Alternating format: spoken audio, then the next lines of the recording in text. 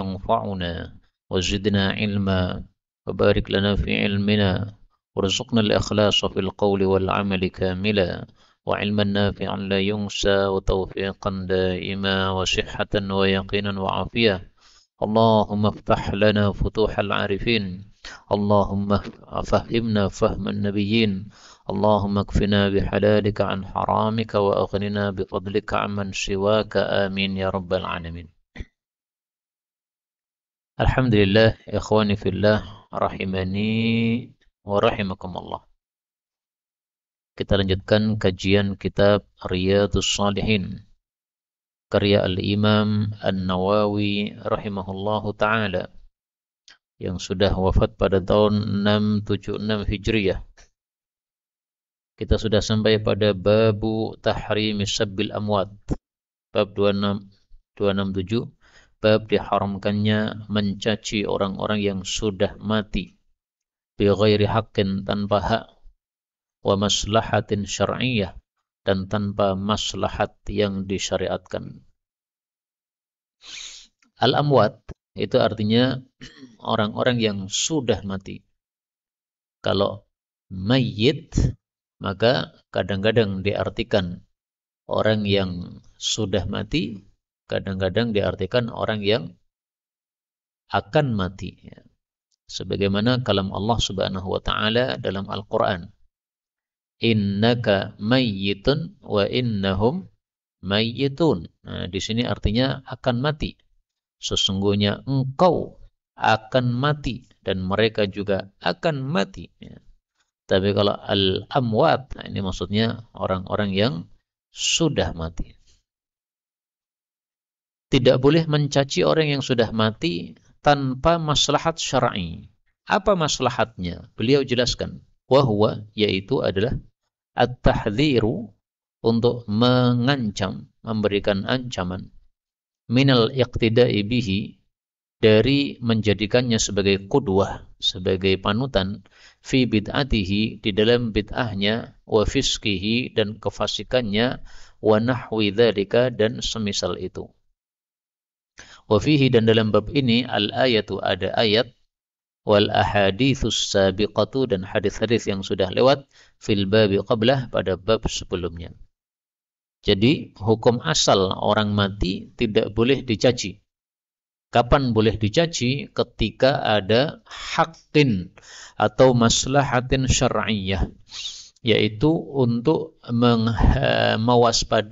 memberikan waspada kepada umat jangan mengikutinya, karena pemikirannya masih dipakai orang. Misalnya Nurkhalis Majid, ini sudah mati. Nah, seandainya pemikirannya masih dipakai orang, kita sebutkan dia bahwa dia orang sesat, bahwa pemikirannya liberal, nggak ada masalah dalam rangka maslahat syar'i.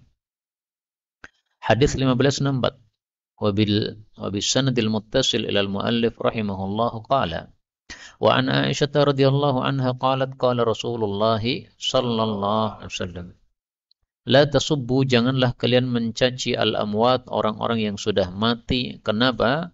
Fa innahum, karena sesungguhnya mereka qad afdau, mereka telah sampai, ila ma qaddamu, kepada apa yang sudah mereka lakukan. Maksudnya ila jazaa'i ma qaddamu, mereka sudah sampai kepada balasan dari apa yang sudah mereka lakukan.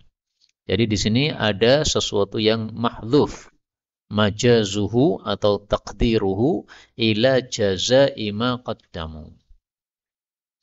Dalam hadis ini Rasul sallallahu alaihi wasallam menyebutkan hukum dan illatnya. Hukumnya adalah la tasubbu, jangan mencela.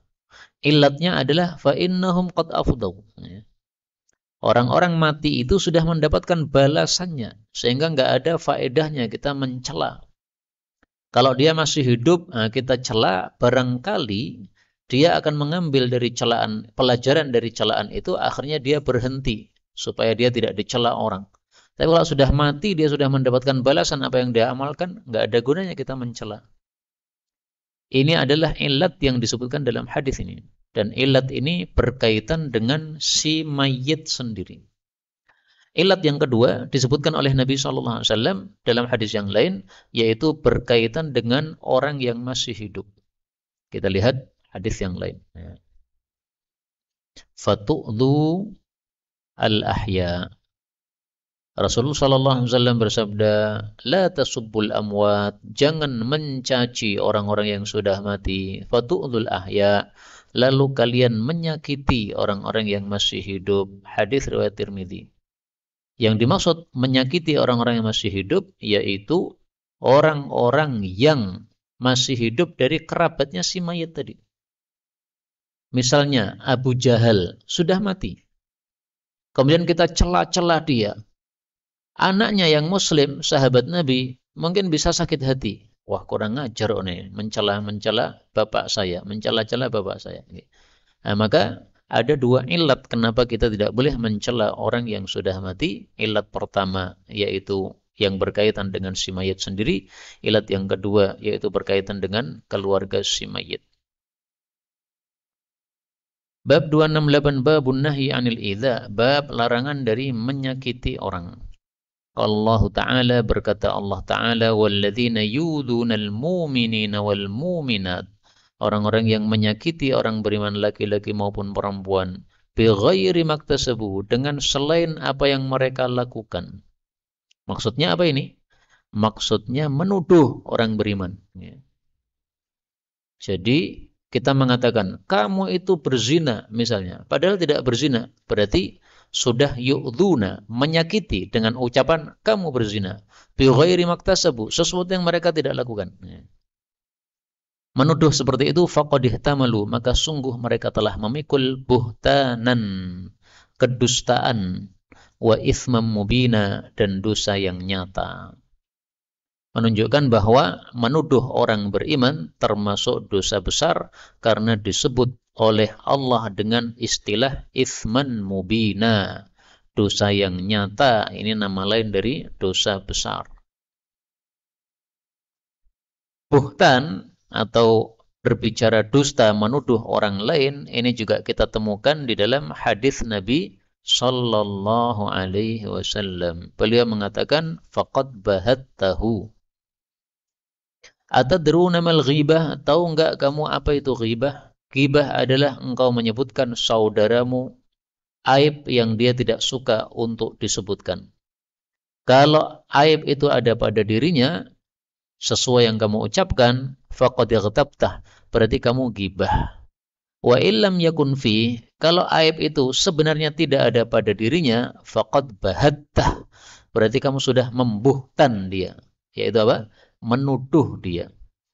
Maka ini bertepatan ya. Saya membawa satu buku judulnya Al-Arba'un Al-Buhtaniyah.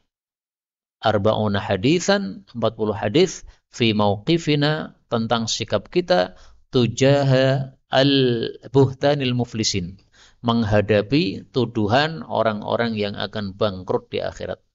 Diringkas menjadi menyikapi tuduhan sesuai sunnah. Ini isinya 40 hadis yang barusan selesai saya tulis dan akan dipelajari insyaallah pada majelis qoi ya, yaitu kampus online Al-Islam. Baik, itulah yang disebut buhtan, menuduh orang lain. Hadisnya 1565.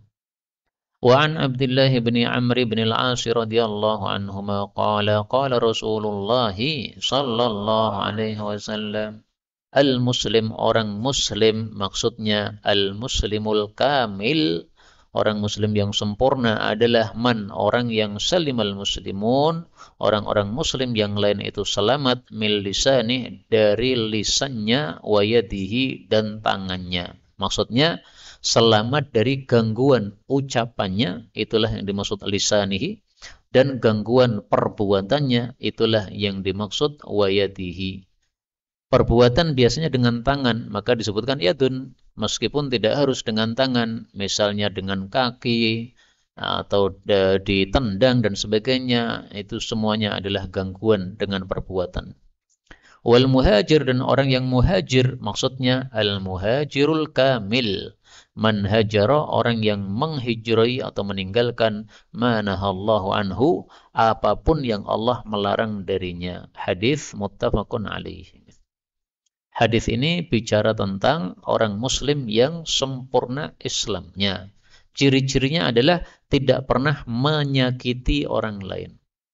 Makanya dimasukkan dalam bab larangan dari menyakiti orang atau mengganggu orang. Menyakiti itu bisa dengan dua cara, bisa dengan lisan, bisa juga dengan perbuatan. Maka dua-duanya tidak dilakukan oleh orang Islam yang sempurna. Maka maksud hadis ini adalah semakin banyak kita menyakiti orang lain, semakin Islam kita tidak sempurna. Semakin minim kita menyakiti orang lain, maka berarti semakin sempurna Islam kita. Maka dari sini juga diambil pelajaran adanya tafadulul Islam. Berbedanya tingkat Islam antara satu dengan yang lain. Atau tafadulul muslimin fil Islam. Berbedanya tingkat umat Islam di dalam Islam mereka. Islam kita ini bertingkat-tingkat. Meskipun kita kumpul satu pesantren, tapi di mata Allah Subhanahu wa taala ini bertingkat-tingkat.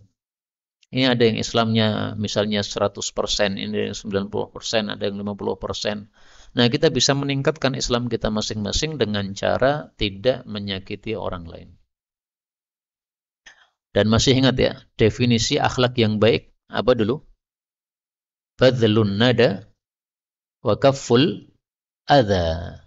Badlun nada, mengerahkan kebaikan kita kepada orang lain. Kaful adza, menahan gangguan kita kepada orang lain. Nah, itu akhlak yang baik. Maka orang yang Islam yang sempurna adalah orang yang akhlaknya baik sehingga tidak pernah adza atau mengganggu atau menyakiti orang lain. Maka apa yang tersebar di adat sebagian orang di atas muka bumi ini, yaitu ngeprank terhadap orang lain, ya, apakah dengan buat pocongan di tengah jalan yang sepi, apakah membuat kejutan mengagetkan orang dan sebagainya. Itu semuanya menunjukkan Islam yang rendah di hadapan Allah Subhanahu wa taala. Bukan membantu orang, tetapi malah menyakiti orang. Ini sama sekali bukan adab Islam, ya. Yang suka membuat apa? Prank-prankan begitu bukanlah apa? Adat Islam. Kemudian hijrah ini ada dua macam. Yang pertama adalah hijratu makan, meninggalkan satu tempat ke tempat yang lain. Tempat yang isinya kafir pindah kepada yang tempat yang Islam, atau tempat ahli bid'ah pindah ke tempat yang sunnah. Kamu misalnya masuk pesantren ahli bid'ah. Pesantrennya siapa itu yang viral itu? Tuh ya. Pesantren apapun yang namanya sesat macam-macam ya. Ada pesantren Ahmadiyah, ada pesantren macam-macam yang mengajarkan kesesatan. Kamu setelah tahu sesat tinggalkan. Maka itu namanya hijrah makan. Yang kedua adalah hijratu fi'l. Menghijrai perbuatan, yaitu perbuatan dosa. Maka hijrah fi'il ini tidak perlu pindah tempat. Tempatmu tetap berada di mana kamu berada. Kamu di pesantren ya di pesantren, kamu di rumah ya di rumah. Tapi fi'il atau perbuatan yang jelek dihijrai, itulah yang disebut dalam hadis ini, wal muhajir man hajara manahallahu an. Ini bukan hijrah makan. 1566. Wa anhu radhiyallahu anhu qala Rasulullah sallallahu alaihi wasallam, man ahabba, siapa yang senang ayyuzahzaha, untuk dijauhkan, anin nari, dari api neraka, wa yadkhula atau yudkhala. Ya, paling bagus yudkhala. Kenapa? Karena tadi yuzahzah, maka supaya sama yudkhala, ya, dan dimasukkan al-jannata, ke dalam jannah. Fal ta'tihi, maka hendaklah datang kepadanya maniyatuhu, kematiannya, wa huwa yu'minu billahi wal yaumil akhir, dalam keadaan dia iman kepada Allah dan hari akhir. Wal ya'ti, dan hendaklah dia melakukan ilan nasi, kepada manusia, alladzi yuhibbu, sesuatu yang dia senang, ayyuta ilaih, untuk diperlakukan kepadanya. Hadis riwayat Muslim. Wahwa, dan hadis ini ba'du hadithin tawilin, sebagian dari hadis yang panjang, sabaqa, yang telah lewat, fi babi ta'ati wulatil umur, dalam bab mentaati para pemimpin. Hadis ini menunjukkan bahwa kunci masuk surga, selamat dari neraka, dua. Satu, mati dalam keadaan iman. Inilah yang disebutkan oleh Allah, wala tamutunna illa wa antum muslimun. Pada surat apa? Wala tamutunna, dan janganlah kalian betul-betul mati illa wa antum muslimun, kecuali dalam keadaan Islam. Surat Ali Imran ayat 102. Muncul pertanyaan, bukankah kematian kita bagaimana kita nggak tahu? Apa maksud ini? Jangan mati kecuali dalam keadaan Islam. Padahal kita nggak tahu nanti kita matinya gimana. Nah, maka maksud ayat ini adalah jagalah Islammu. Karena kalau kamu menjaga Islammu, maka kamu mati dalam keadaan Islam. Demikian juga di sini.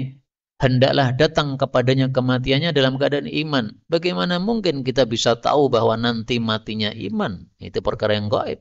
Nah, maka maksudnya adalah sekarang ketika kamu hidup, jagalah imanmu. Kalau kamu jaga imanmu, maka matimu juga dalam keadaan iman. Itulah makna yang disebutkan oleh para ulama, man asya ala syai'in apa? Mata alaih. Barang siapa yang hidup di atas suatu kebiasaan, matinya akan ada di atas kebiasaan itu. Ketika hidup dia jaga imannya, maka mati dalam keadaan iman. Tapi kalau ketika hidup dia tidak mau menjaga imannya, berbuat semau gue, maka dikhawatirkan nanti mati dalam keadaan tidak iman. Na'udzubillahi min syarri dzalik. Kemudian kunci yang kedua adalah hendaklah dia melakukan kepada manusia sesuatu yang dia senang untuk diperlakukan kepadanya.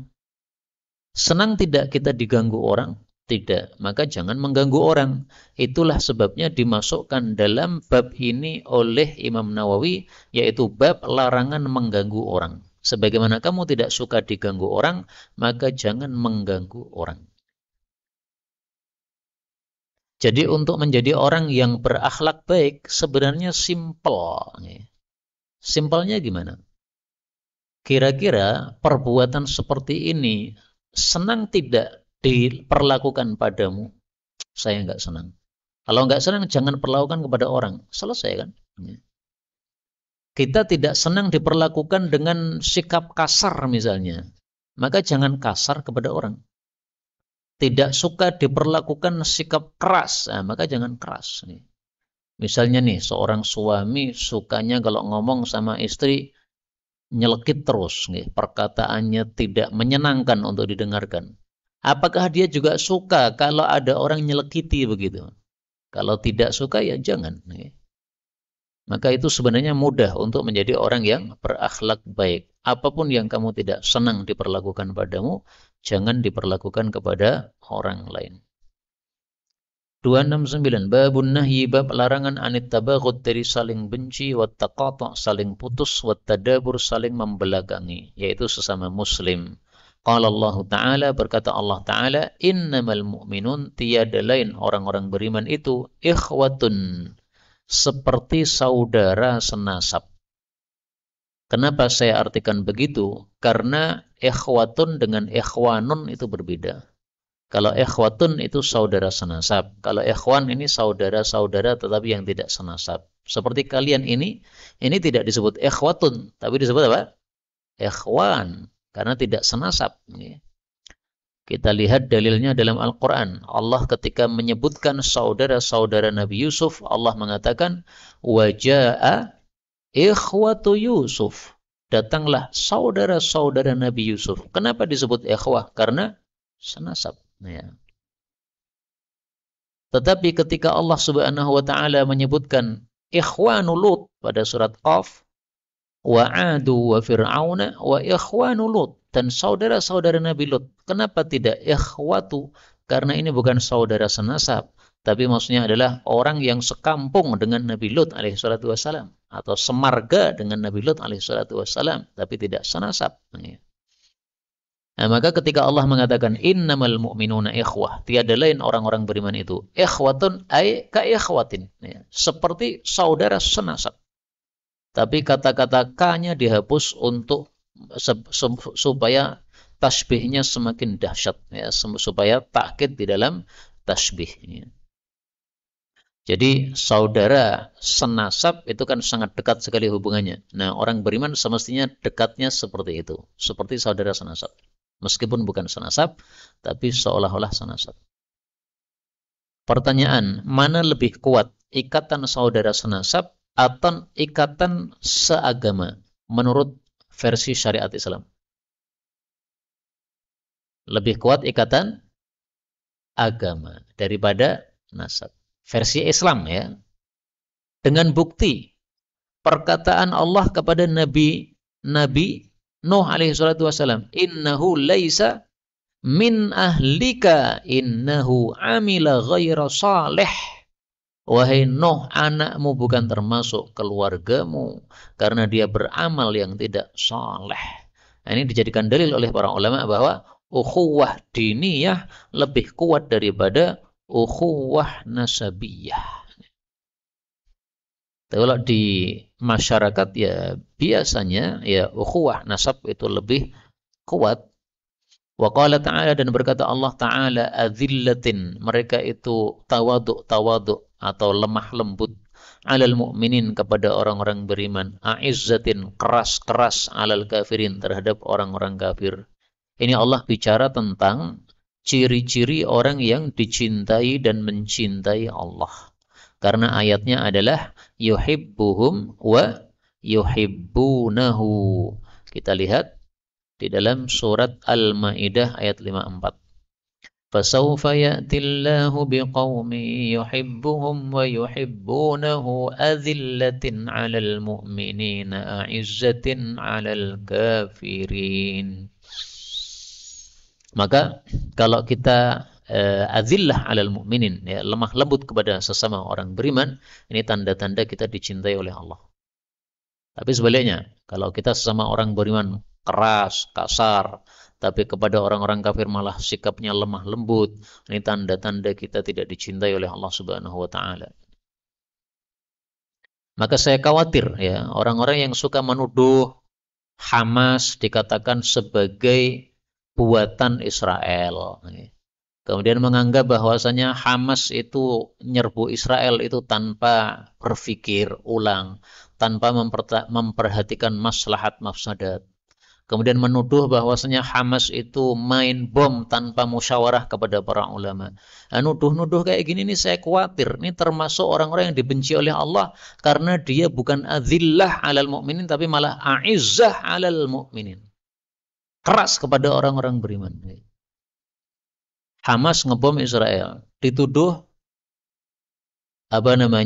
itu adalah buatan Israel. Dari mana kamu tahu bahwa Hamas itu buatan Israel? Kalau orang ngomong tanpa dalil dalam Islam nggak diterima. Mau ngomong perlu dalil. Kemudian kamu tuduh mereka tidak musyawarah dengan ulama. Dari mana taunya? Apakah kamu pernah bersama mereka? Sehingga mengetahui bahwa mereka itu kalau ngebom main pencet tombol saja tanpa musyawarah dulu dengan para ulama. Apakah ulama itu hanya di Saudi atau hanya di Indonesia? Kan tidak kan. Di setiap tempat ada ulama. Di Palestina juga ada ulama. Kemudian kamu tuduh bahwasanya saudara-saudara kita Hamas itu nyerang Israel tanpa ada memperhatikan maslahat mafsadat. Dari mana taunya bahwasanya mereka melakukan itu dengan gegabah tanpa memperhatikan maslahat mafsadat? Apakah kamu pernah duduk bersama mereka? Apakah pernah ngobrol bersama mereka sehingga tahu betul bahwasanya mereka itu gegabah? Itu semuanya tuduhan semuanya, dan itu termasuk sikap kasar terhadap sesama mukmin. Mestinya enggak begitu. Maka saya khawatir orang-orang itu orang-orang yang dibenci oleh Allah karena faktanya atau sifat-sifat mereka tampak sangat bertentangan dengan sifat-sifat orang yang dicintai oleh Allah ini. Wa qala ta'ala, berkata Allah Ta'ala, Muhammadur Rasulullah, Nabi Muhammad adalah utusan Allah, walladzina ma'ahu, dan orang-orang yang bersama beliau, yaitu sahabat-sahabat Nabi sallallahu alaihi wasallam. Berapa jumlahnya sahabat Nabi? Sama dengan jumlahnya para nabi, yaitu 124.000 sahabat. Demikian dijelaskan oleh para ulama, wallahu a'lam. 124.000, banyak sekali loh ini ya.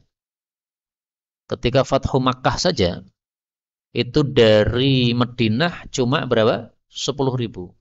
Kemudian ditambah orang-orang Makkah yang masuk Islam 2.000. Berarti 12.000. Tapi demikianlah dijelaskan oleh para ulama kita, jumlahnya para sahabat Nabi sama dengan jumlahnya para nabi, yaitu 124.000. Wallahu a'lam. Ya, karena sahabat Nabi itu definisinya apa? Man ijtama'a bin nabiyyi sallallahu alaihi wasallam hayyan mu'minan wa mata alaih.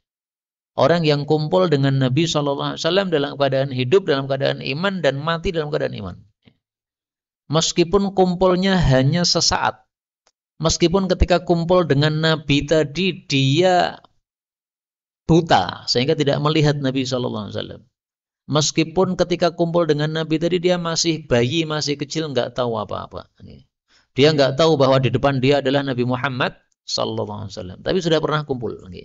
Ini definisi sebagian ulama ya, karena sebagian lagi mengatakan bukan man ijtama tapi man ra'a. Nah, tapi guru saya memilih man ijtama ya, orang yang kumpul dengan Nabi sallallahu alaihi wasallam. Dan kalau orang yang kumpul dengan Nabi ini mencakup manusia, jin, dan Nabi. Jin kumpul dengan Nabi berarti dia termasuk sahabat Nabi Muhammad sallallahu alaihi wasallam. Nabi yang kumpul dengan Nabi Muhammad SAW juga termasuk sahabat Nabi SAW. Siapa Nabi yang sudah kumpul bersama Nabi Muhammad SAW dalam keadaan hayyan, dalam keadaan hidup? Siapa? Nabi Isa alaihissalam dan Nabi Khadir bagi yang berpendapat Khadir masih hidup. Nabi Khadir menurut mayoritas para ulama masih hidup. Dan kadang-kadang ketemu dengan Nabi Muhammad sallallahu alaihi wasallam. Berarti termasuk sahabat Nabi. Nabi Isa masih hidup karena ketika dinaikkan ke langit itu masih apa? Kondisi hidup. Kalau nabi-nabi yang lainnya kan sudah mati kan. Hidupnya itu hidup alam barzakh. Sehingga ketika Isra Mi'raj Nabi ketemu dengan nabi-nabi yang lain, tapi nabi-nabi yang lain itu enggak jadi sahabat Nabi karena ketemunya dalam kondisi mereka sudah mati tapi hidupnya hidup alam barzakh. Tapi kalau Nabi Isa alaihissalam masih hidup betul-betul sehingga Nabi Isa termasuk sahabat-sahabat Nabi Muhammad sallallahu alaihi wasallam menurut definisi ini ya. Kembali ke sini, walladzina ma'ahu, dan orang-orang yang bersama beliau, sahabat-sahabat Nabi 124.000 orang, asyidda, mereka itu keras-keras alal kufar terhadap orang-orang kafir, ruhama, saling kasih sayang, bainahum, di antara mereka. Surat Fatah ayat 29. 1567 wa an Anas radhiyallahu anhu anna an-nabiyya sallallahu alaihi wasallam qala la tabaghadu, jangan saling benci, wala tahasadu, jangan saling iri, wala tadabaru, jangan saling membelakang, wala taqata'u, jangan saling putus. Apa maksud saling ini? Saling itu dilakukan oleh dua orang. Artinya kalau ada orang yang memutus terhadap kita, jangan kamu balas putus. Kalau ada orang membenci kita, jangan kamu balas benci. Kalau ada orang mengiri kepada kita, jangan kamu balas iri. Itu maksudnya. Makanya Rasulullah tidak mengatakan la tabghadu, tapi la tabaghadu. Karena kalau Nabi mengatakan la tabghadu, jangan kamu membenci sesama muslim, maka kalau ada orang yang membalas kebencian orang dengan kebencian, dia mengatakan saya sebenarnya tidak membenci, tapi saya cuma membalas saja. Membalas sama saja ya, karena dilarang oleh Nabi la tabaghadu, jangan saling benci. Jadi membalas kebencian dengan kebencian tidak benar, memulai kebencian juga tidak benar. Wa kunu, dan jadilah kalian ibadallah, menjadi hamba-hamba Allah, ikhwanan, bersaudara. Hadis ini diriwayatkan dengan ada tambahan. Wa kunu ibadallahi ikhwanan kama amarakumullah. Jadilah kalian itu menjadi hamba-hamba Allah yang bersaudara sebagaimana diperintahkan oleh Allah. Ada tambahan kama amarakumullah, bisa dilihat pada riwayat Imam Ahmad bin Hanbal. Dan ini sahih. Muncul pertanyaan, kapan Allah memerintahkan kita untuk bersaudara, kapan? Mana ada ayatnya mengatakan dalam Quran? Yaitu kunu ibadallahi ikhwanan. Ada enggak? Enggak ada. Yang ada adalah ayat tadi, innamal mu'minuna ikhwatun. Sementara ini adalah kalimat berita. Karena itu para ulama mengatakan hadza khabarun bima'na al-amr. Ini adalah kabar tapi maksudnya adalah perintah. Ada juga yang sebaliknya, amrun bima'na al-khabar. Kadang ada kalimat bentuknya perintah tapi maksudnya adalah berita, ya. Saya kasih contoh. Rasulullah Shallallahu alaihi wasallam bersabda,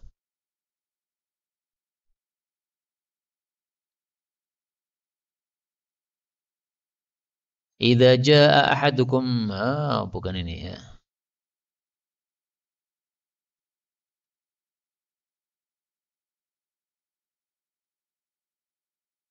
Ishfa'u fala tu'jaru wal yaqdillahu ala lisani nabiyhi ma syaa.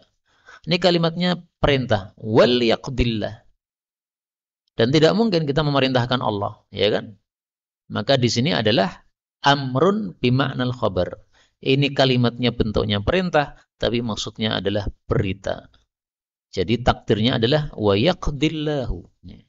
Nah, kalau di sini sebaliknya, innamal mu'minuna ikhwah. Maksudnya kunu ibadallahi ikhwana. Kembali ke hadis tadi. Rasulullah bersabda, wa kunu ibadallahi ikhwana. Wala yahillu, dan tidak halal li muslimin bagi seorang muslim ayyahjura untuk menyingkiri atau meninggalkan atau menjauhi akhahu saudaranya fauqa thalathin, di atas 3. 3 apa ini? Thalathi layalin, 3 malam. Kenapa thalathi layalin bukan thalathi ayamin? Karena kalau ayamin harusnya thalathati, ya kan? Karena kalau di sini tidak ada tak marbutah, thalathi, ini karena asalnya adalah lailatin. Ada tak marbutah. Maka adat dengan ma'dud itu harus berkebalikan. Kalau ma'dudnya pakai tak marbutah, maka adatnya harus tidak pakai tak marbutah. Kalau ayam jamak dari apa? Yaum. Di sini tidak ada tak marbutah. Maka kalau ma'dudnya mudzakkar, maka adatnya harus muannats. Nah, dari sini kita ketahui berarti fauqa salasin itu maksudnya salasi layalin, di atas 3 malam. Jadi yang dihitung itu malam. Yang dihitung itu apa? Malam. Seandainya kamu menjodak saudaramu malam Senin, kemudian malam Selasa, kemudian malam Rebo.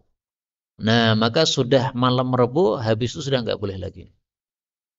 Meskipun masih hari Rebo. Tapi karena malamnya sudah lewat, sudah nggak boleh. Muttafaqun alaih. Hadis ini menunjukkan keindahan agama Islam, yaitu menyuruh sesama muslim saling bersaudara dan memberikan kesempatan orang yang marah untuk melampiaskan marahnya tapi sampai 3 hari. Kadang-kadang kita dengan saudara kita atau dengan teman kita itu ada gesekan sedikit. Nah, gara-gara gesekan itu kemudian marah. Nah, Islam ini mengetahui manusia itu kalau marah disuruh berubah langsung itu susah. Maka oleh Islam dikasih waktu tenggang waktu 3 malam. Ya sudah, kamu marah sama saudaramu kan, saling meninggalkan, saling menghindari, saling menjodak kalau bahasa Jawanya, ya. Maka silahkan dijodak tapi 3 hari aja. Lebih dari 3 hari nggak boleh. Tapi yang dimaksud di sini adalah menjodak saudara sesama muslim gara-gara bab dunia. Kalau dalam bab agama maka boleh lebih dari 3 hari. Misalnya kita punya teman, dia suka sembunyi-sembunyi ngerokok.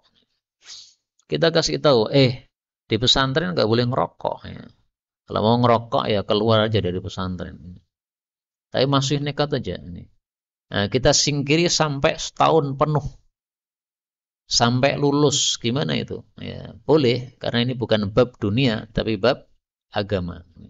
Tapi kalau dalam bab dunia saja, ya rebutan kamar mandi atau apakah, ya, maka itu tidak boleh sampai lebih dari 3 hari. 1568 wa an Abi Hurairah radhiyallahu anhu anna Rasulullah sallallahu alaihi wasallam qala tuftahu, dibuka abwabul jannah, pintu-pintu surga, yaumal itsnain, pada hari Senin, wa yaumal khamis, dan pada hari Kamis.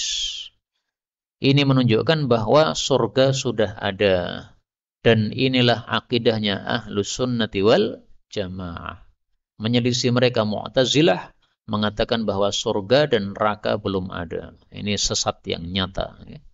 Padahal Allah sudah menyebutkan dalam Al-Quran, U'iddat lil muttaqin, u'iddat lil kafirin.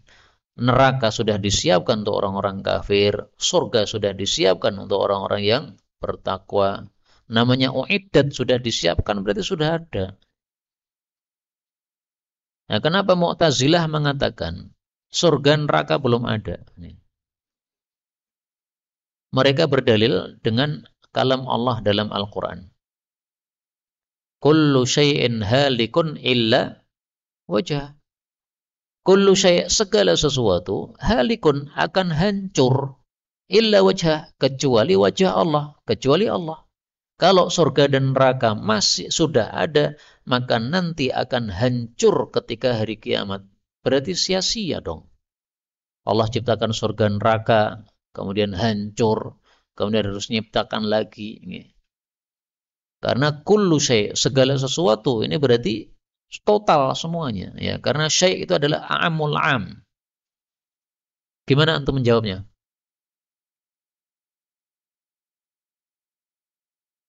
Hei Mu'tazilah, kamu bodoh.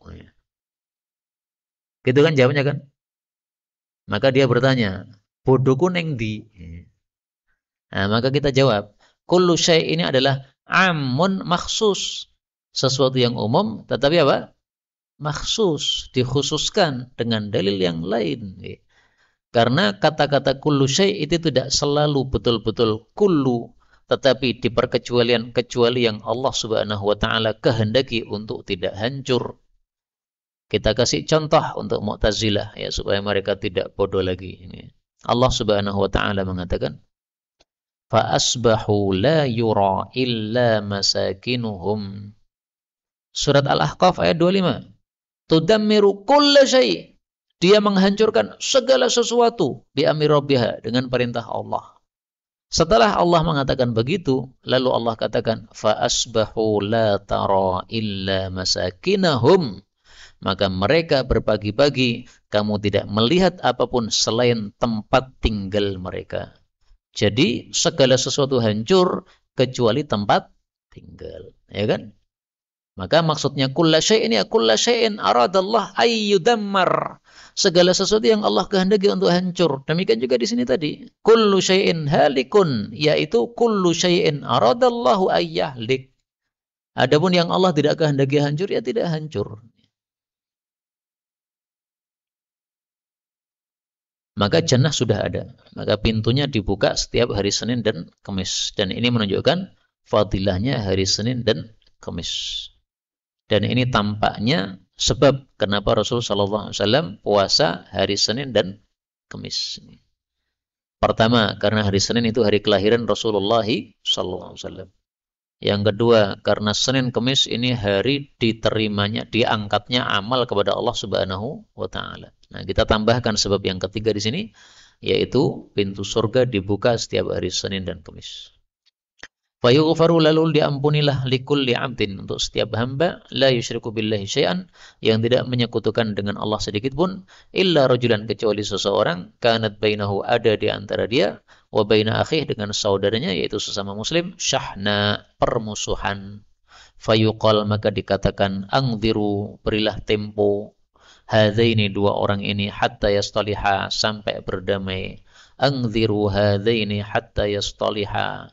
Yang dimaksud angdiru, beri tempo, itu maksudnya jangan dikasih ampunan. Ini dua orang ini nggak usah dikasih ampunan. Ngapain? Karena masih permusuhan. Itulah sebabnya kita tidak boleh membalas permusuhan dengan permusuhan. Tidak boleh membalas kebencian dengan kebencian. Maka saya tidak mengubah ucapan saya dulu. Siapapun yang menuduh Abu Zaidan Syiah, kalian masih muslim, kalian masih saudaraku, saya tidak benci padamu, adapun kamu nuduh saya, itu urusanmu sama Allah Subhanahu wa taala. Sudah saya sampaikan, saya bukan Syiah, saya muslimun, min ahli sunnati wal jamaah, percaya atau tidak bukan urusan saya. Ini saya nasihat, saya sampaikan meskipun di sini tidak ada yang menuduh saya Syiah, karena ini videonya direkam sehingga supaya mereka juga tahu bahwasanya saya tidak pernah menaruh dendam kepada mereka sama sekali. Justru saya kasihan bagaimana nanti kalau di akhirat mereka termasuk orang-orang yang muflis, orang-orang yang apa? Bangkrut, karena dengan menuduh itu sama dengan sudah berbuat dolim kepada kehormatan seseorang, akhirnya nanti akan disuruh membalas dengan pahala-pahalanya. Bagaimana kalau pahalanya saya ambil semuanya? Rawahu Muslim, diriwayatkan oleh Imam Muslim. Wa fi riwayatillah, dalam satu riwayatnya, tu'radu, dihadapkan al-a'malu amalan fi kulli yaumi khamisin wa itsnain, pada setiap hari Kamis dan Senin. Wa dzakara nahwa. Sampai di sini sudah selesailah pembahasan kita pada malam hari ini. Insyaallah bab tentang haramnya hasad akan kita bahas pada pertemuan yang akan datang. Maka sudah kita bahas tentang larangan saling benci, demikian juga larangan menyakiti orang lain, demikian juga larangan mencaci orang yang sudah mati, kecuali kalau ada maslahat yang syar'i. Wallahu a'lam bishawab. Walhamdulillahirabbil alamin.